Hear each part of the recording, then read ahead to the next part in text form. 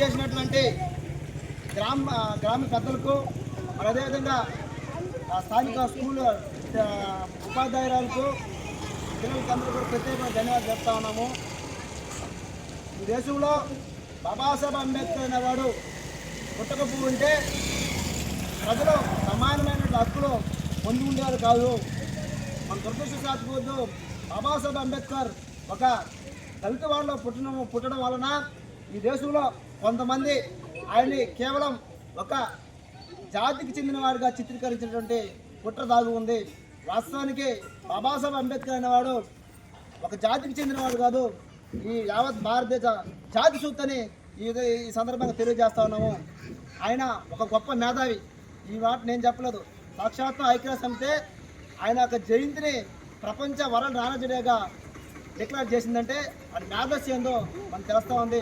ప్రపంచ దేశాలు ఆయన కొనియాడుతుంటే భారతదేశంలో ఇక్కడ అతను ఒక జాతికి చెందినవాడిగా చూడడం అనేది బాధాకరమైన విషయం. మరి మన బాబాసాహెబ్ అంబేద్కర్ వారసులుగా మన ఆయన ఆశయాన్ని ముందుకు తీసుకొని పోవాల్సిన అవసరం ఎంతైనా ఉంది. ఈరోజు ఈ కార్యక్రమానికి చేసిన పెద్దలు ఆయన ఉద్దేశించి ముందుగా బాబు గారు కొన్ని మాటలు మాట్లాడాల్సిందిగా కోరుతాను.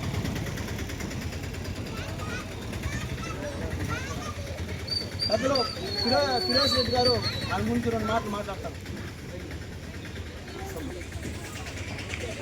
ఈరోజు డాక్టర్ బాబాసాహెబ్ అంబేద్కర్ గారు 69వ వర్ధంతిని పురస్కరించుకొని వేదనకాయలు గ్రామంలో ఉన్న అంబేద్కర్ విగ్రహానికి ఈరోజు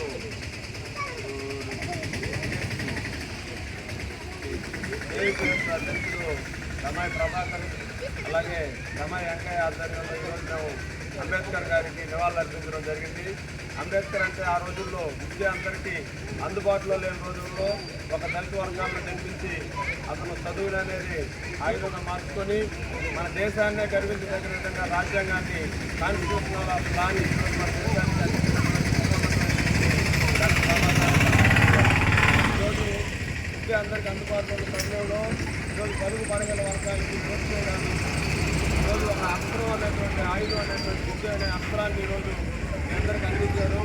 అలాగే రిజర్వేషన్ అనే అస్త్రాన్ని కూడా మీ అందరికీ పిల్లలకి ముఖ్యంగా రిజర్వేషన్ అనే అస్త్రాన్ని కూడా అందించాడు.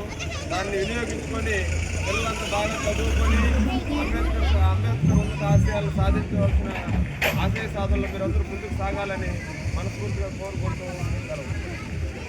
ఇప్పుడు కేపీఎస్ జిల్లా కార్యదర్శి ప్రభాకర్ బాబాసాహెబ్ అంబేద్కర్ ఉద్దేశించి ప్రసంగించబోతాం. జై భీమ్, అందరికీ జై భీమ్.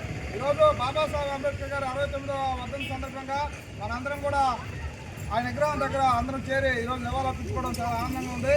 అదేవిధంగా బాబాసాహెబ్ అంబేద్కర్ గారు ఆయన జీవించినంతకాలం దేనికోసం అయితే పరితపించారో అది ఈరోజు ఎంతవరకు మనం సాధించుకోగలిగాం అనేది ఒకసారి ఆత్మవిమర్శ చేసుకోవాలా. అదే అంబేద్కర్ గారు ఆ రోజు భారత రాజ్యాంగం లిఖించడం ద్వారా ఈరోజు కులం, మతం, జాతి, ప్రాంతం ఏం తేడా లేకుండా అందరికి కూడా అన్ని హక్కులు లభిస్తూ ఉన్నాయి. అదే తరుణంలో విద్య ద్వారానే ఏదైనా అసమానతలు కలుగుతాయని ఆయన బలంగా నమ్మారు. అలాంటి విద్య కోసం మనం వంతు సహకారం అందిస్తాము. ఆ క్రమంలోనే ఇక్కడ గ్రామీణ విజ్ఞాన కేంద్రం తిరుపతి వారి సహకారంతో కోచింగ్ సెంటర్ ఒకటి ఏర్పాటు చేయడం జరిగింది. ఆ కోచింగ్ సెంటర్ రన్ అవుతూ ఉంది.